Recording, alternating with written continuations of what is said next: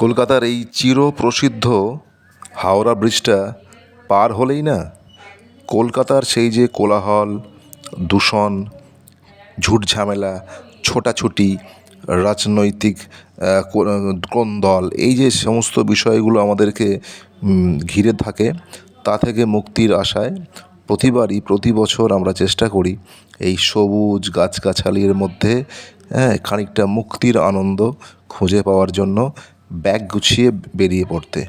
আর তার সঙ্গে যেটা পাওয়া যায় সেটা হলো ফুসফুসটাকে কিছুটা সতেজ করে নেওয়ার জন্য মুক্ত অক্সিজেন। আর সেটা নিশ্চয়ই আপনি জানেন যে এই হাওড়া ব্রিজ ত্যাগ না করলে পাওয়া যায় না।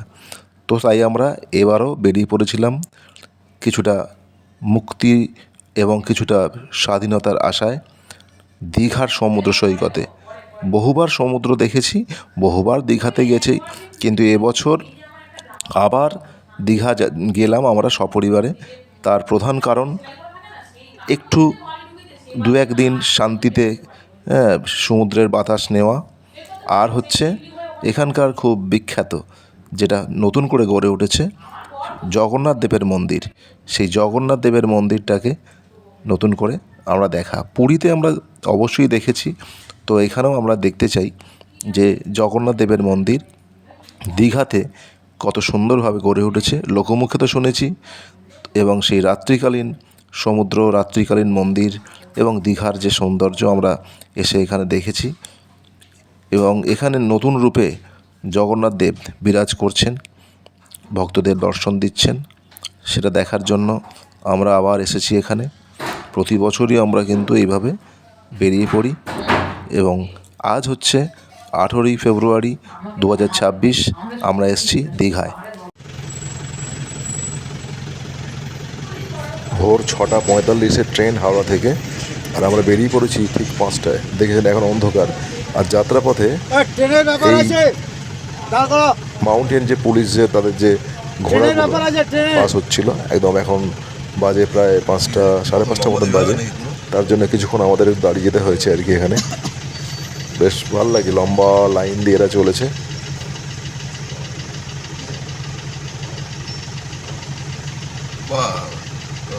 বেশ কিছুক্ষণ ওয়েট করতে হলো, এখানে দাঁড়িয়ে থাকতে হলো। পুরো লাইনটা মানে ক্লিয়ার না হওয়া পর্যন্ত বেরোতে পারছি না। সকালবেলা এরা যাচ্ছে হয়তো মাঠে, এখনও দেখতে পাচ্ছ। আজকে দেখলাম সূর্যোদয় হবে হচ্ছে 6:05। তো বেরিয়ে যখন পড়ছি 5টা, এখনও বেশ অন্ধকার আছে, মানে স্টেশনে পৌঁছানো পর্যন্ত অন্ধকার থাকবে মনে হচ্ছে সেরকম। এখন আস্তে আস্তে স্টেশনে পৌঁছে গেছি, ভোরের আলো ফুটছে আস্তে আস্তে।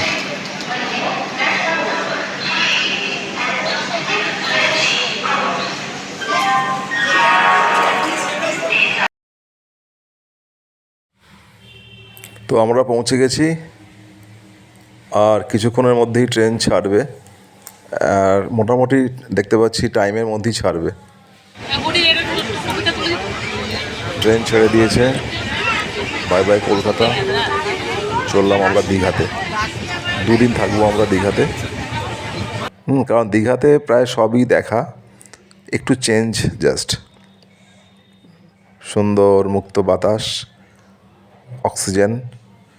সিরিয়াসলি বলছি, মানে কলকাতা ছেড়ে যাওয়ার পরেই দেখতে পাচ্ছি বাতাসটা না বেশ সুন্দর ফ্রেশ হতে শুরু করেছে, এবং মানে অক্সিজেন লেভেলটা না বাড়ছে, এবং সুন্দরভাবে শ্বাস নিতে পারছি আমরা খুব দারুণভাবে। মানে একটা ফ্রেশনেস বুঝতে পারছি বাতাসের মধ্যে, যেই জন্য আমাদের বেরিয়ে পড়া আর কি মাঝে মাঝে, যেটা আমাদের প্রতিবারই খুব ভালো লাগে, মানে কলকাতা ত্যাগ করার পরই।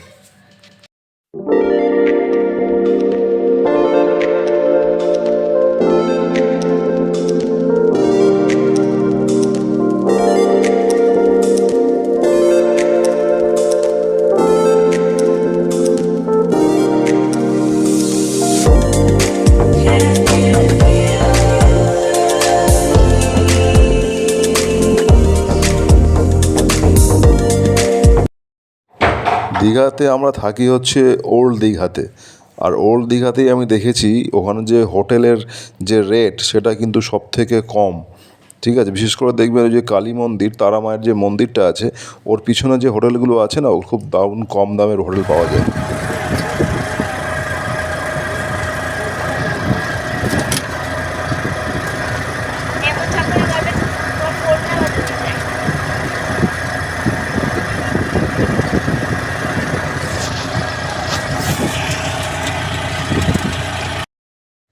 এখানে এসে প্রথমেই যেটা আমরা করি বরাবরই সেটা হচ্ছে একটু সি বিচটাকে ঘুরে দেখি, ঠিক আছে, কারণ সমুদ্রতে আসা, সমুদ্র দেখাটাই হচ্ছে এখানকার তো মেন অ্যাট্রাকশান।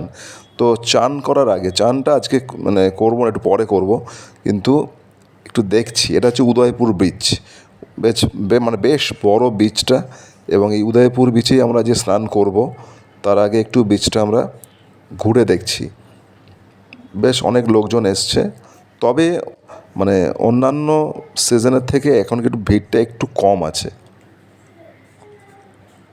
লাঞ্চে একদম আমাদের বললাম যে হোটেলের সামনেই আজকে আমরা লাঞ্চ নিলাম। আজকে প্রথম দিন লাঞ্চে আমরা চিকেন নিয়েছিলাম, তো সেটা থালি হিসাবে নিল হচ্ছে 200 টাকা থালি।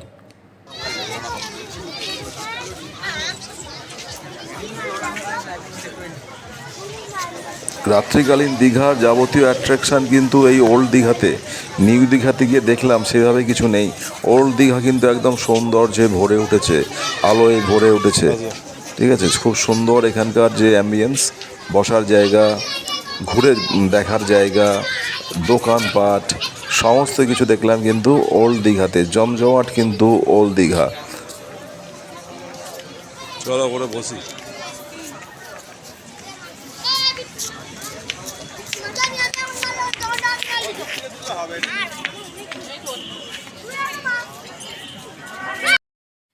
দীঘায় এসে ভোর ভোর হাঁটতে বেরোই ওল্ড দীঘা থেকে নিউ দীঘা পর্যন্ত। আর ওল্ড দীঘাতে এখন তো ঝাউবনটা ঠিক দেখা যায় না, তো কিছুটা ওল্ড দীঘা থেকে নিউ দীঘার দিকে হেঁটে যাওয়ার সময় দেখলাম ঝাউবনটা রয়েছে, কিছুটা হলেও রয়েছে। তো সেই ঝাউবন দেখে কিন্তু মনটা ভরে উঠল। মানে দীঘায় আসবো, সমুদ্র দেখবো, আর ঝাউবন দেখবো না, এটা তো হতে পারে না। তো এই ঝাউবন যত দেখতে পাচ্ছি, হ্যাঁ, ঝাউবনের মধ্যে একটা অন্যরকম একটা ফিলিংস আছে বন্ধুরা। তোমরা জানো, যখন শৈশবে আমরা এখানে আসতাম, হ্যাঁ, বা কৈশোরেও এসেছি, তখন এখানে এই যে ঝাউবন, এই বাঁধানোর রাস্তা খুব একটা ছিল না তখন। তো এই ঝাউবনের মধ্যেই আমাদের সময় কেটে যেত। স্নান করে দুপুরবেলাটা না এখানে বসে গল্প গুজব হুল্লোড়, অনেক সময় পিকনিকও করেছি এই ঝাউবনের মধ্যে।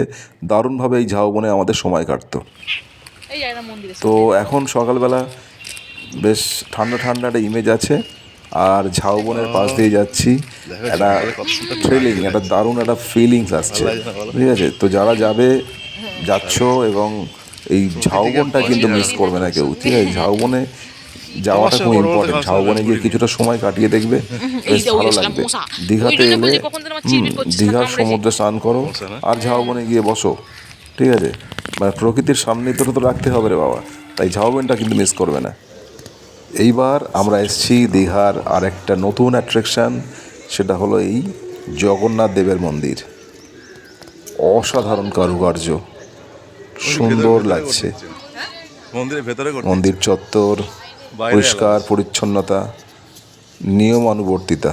এখানে জুতো রাখার জন্য কোনো পয়সা লাগছে না, জুতো রেখে ঘুরে বেড়াও মন্দির প্রাঙ্গণে। খালি ভেতরে ফটো তোলা যাবে না, বাইরে ফটোগ্রাফি অ্যালাউ আছে, কোনো অসুবিধার ব্যাপার নেই।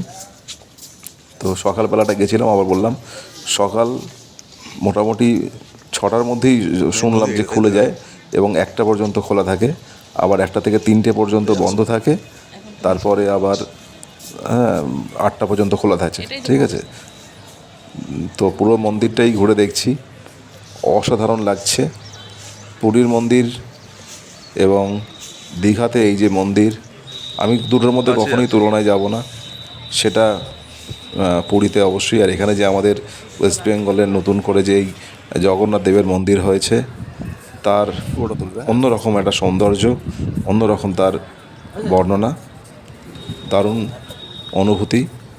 যারা অবশ্যই প্রথমবার আসছেন তাদের কাছে মন্দির প্রাঙ্গণ এবং ঘুরে দেখার মতন যে জায়গাগুলো রয়েছে, খুব সুন্দর লাগবে। আমার তো দারুণ লাগছে। বিশেষ করে এটা এসেছিলাম হচ্ছে রাত্রেবেলাও এলাম, দেখলাম আলোয় ভরে উঠেছে মন্দির প্রাঙ্গণ।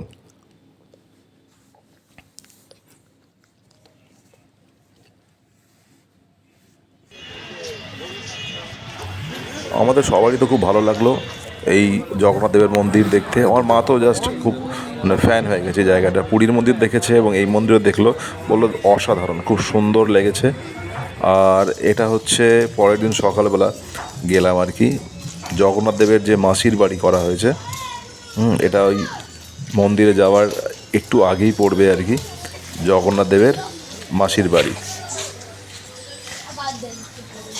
এটাও খুব সুন্দর জায়গা, যাত্রার পথে দেখে নিতে পারেন।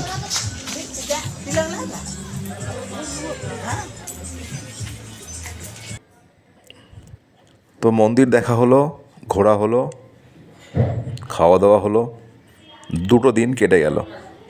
এবার হচ্ছে বাড়ি ফিরতে হবে। তো আরেকবার একটু রাত্রিকালীন মন্দিরটাকে ঘুরে দেখলাম, দেখে বাই বাই, আবার দেখা হবে।